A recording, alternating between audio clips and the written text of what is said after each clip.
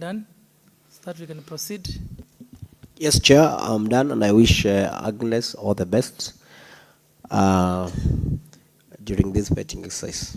Thank you, Minority Leader. Minority Whip, please proceed.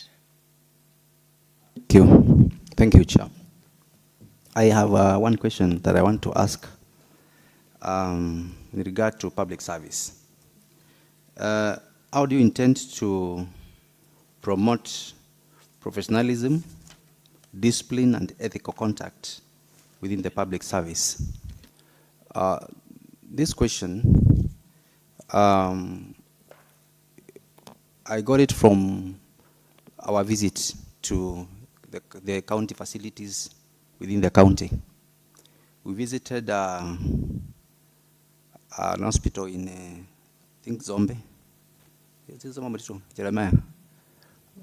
Where was it? Zombe Motitu? Zombe, where we found an employee, I think it is Zombe, where we found an employee who is an accountant, comes to reports to duty while drunk. And the employee was drunk to an extent that when we got to that place. Vocabulary, Mheshimiwa Jeremiah would like to inform you. Okay, okay. Yeah, please, Minority Leader, please. Yes, I want to inform to you, on the whip, that yes, it was Zombe, the level 3 hospital, the accountant. We found him there. Thank you. You may proceed now. So this employee, at first, he admitted that he's not an employee in the facility. And when he got to work, we told the maid soup to bring the employees that are under him. Then the man was brought back to us. When he was brought back to us, he admitted that he's now the accountant. And he was very drunk. And this is not the only case. There are cases where employees they relax, they have laxity in the way they perform their duties. There is some kind of unethical contact in some of the employees. So if you are substantially given this job, how do you plan to solve this problem that we have with some of our county employees? Thank you very much. That is a very good question, Madam CS, and I'm sure you are familiar of several other similar cases. Only that at least just like last week we did oversight and Mheshimiwa was able to encounter that employee, but there are several other employees who have also completely absconded duty and they are paid. Others who are very unethical, maybe they are demanding for extra payment before they can serve the public. And you know, you are the head of public service, county public service. How do you handle such situations? And some employees, maybe they have godfathers and godmothers. They think they are untouchable. So how do you handle such situations? Not even after you are appointed, you are the acting CS. How have you been handling such situations? Thank you, Chair.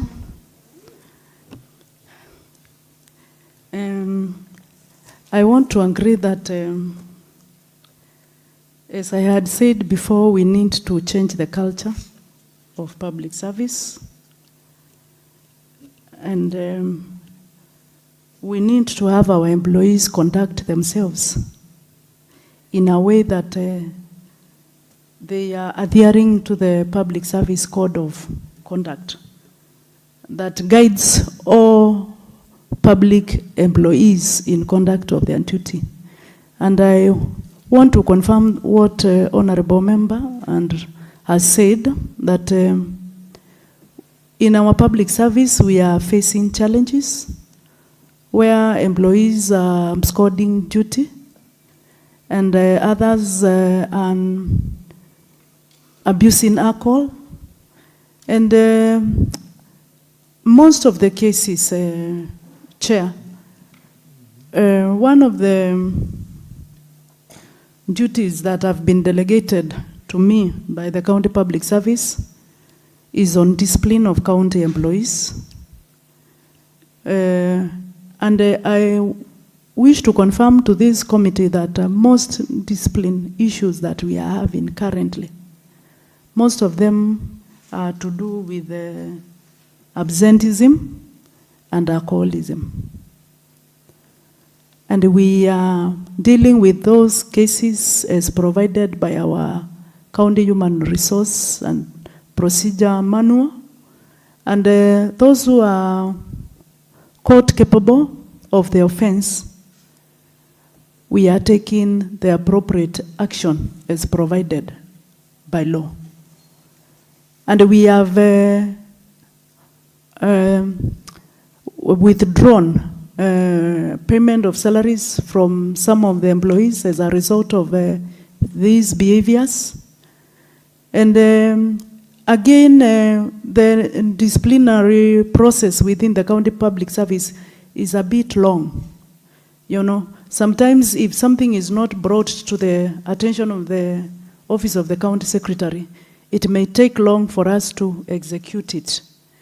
So one of the ways that I keep on reminding our supervisors of county employees, you know, chief officers are the head of county departments. Within the county departments, there are other heads of departments. And it is the role of the supervisor to be able to know their employees and their conduct.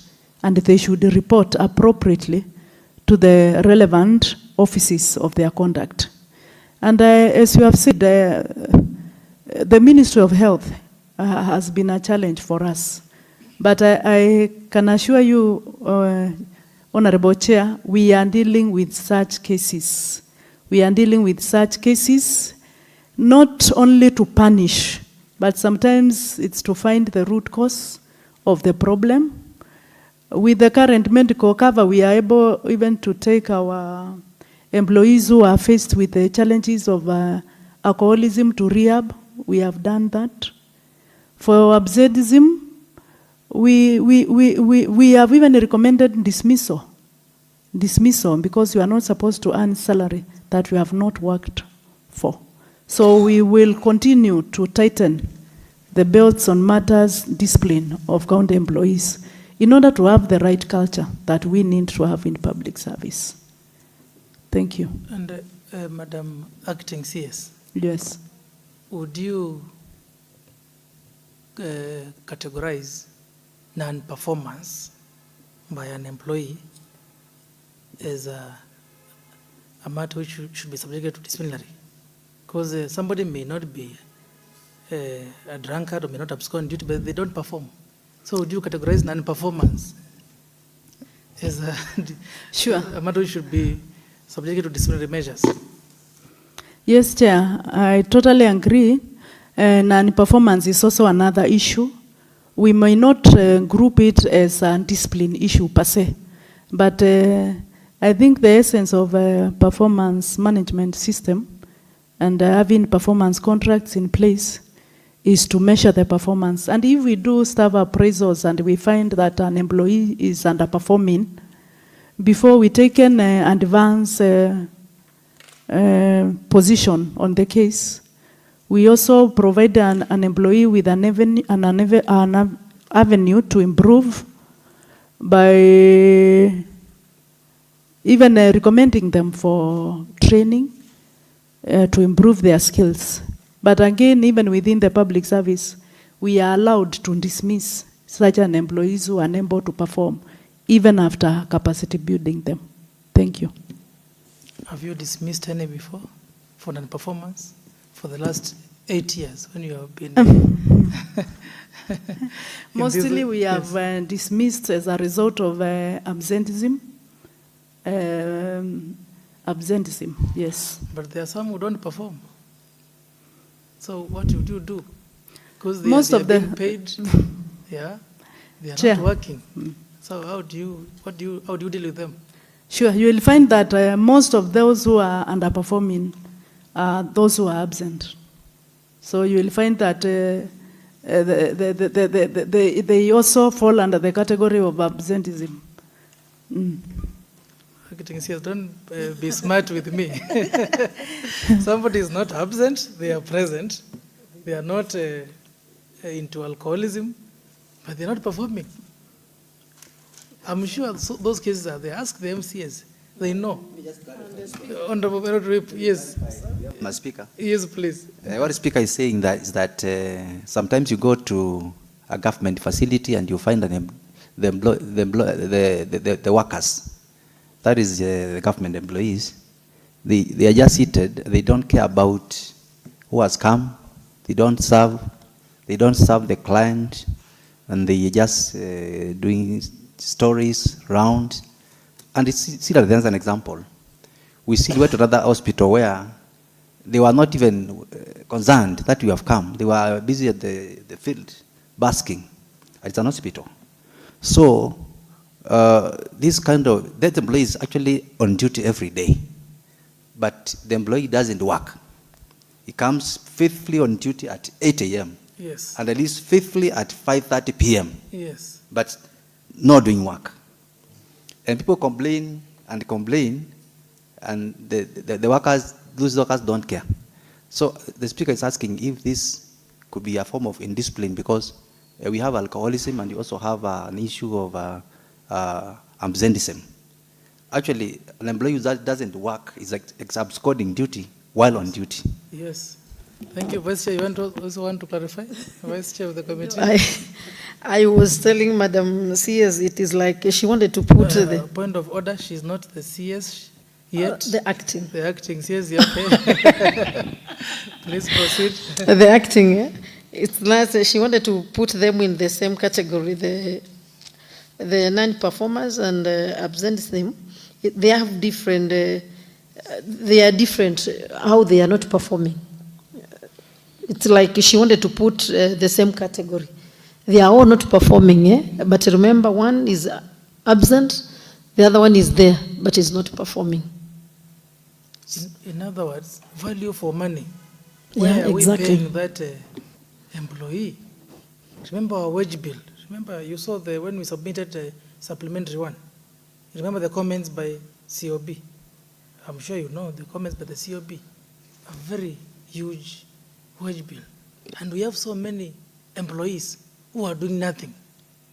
So, you are now the substantive CS.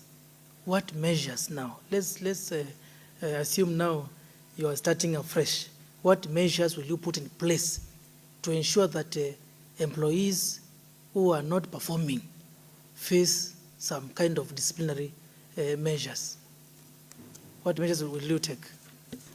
Thank you, Chair, for that clarification. I totally agree with what you are saying, because the reason why you are employed is for you to perform perform duties and responsibilities, and if you are not doing so, you are in one way or the other contravening the law that gave you that position in the first place. And even though I said that most cases of non-performance will come out during staff appraisals, and I want to assure this committee, if a report from a supervisor comes forth to the CRIMAC committee on a particular employee is unable to perform, definitely it will be dealt with. It will be dealt with because there is no discrimination in handling in discipline matters. And as you have put it, Honorable Chair, there is need to tighten supervision of county employees in the county government of Kitui, and that one I want to agree with you. And if I'm found suitable for this position, I will task the chief officers to put extra effort in ensuring that they know their employees by their names and where they work. They should be able to know who has reported to work and who has not, and they should bring to the attention of the office of the county secretary employees who are underperforming for appropriate action. Thank you. Thank you. Are you done, Minority Whip? Yes, I'm done. Thank you, Madam Agnes, for the response. I was actually looking for the word supervision and monitoring and evaluation, going around checking what they're doing. And I believe you said what I thought was right. So I wish you all the best. Thank you. Thank you. Before we go to Honorable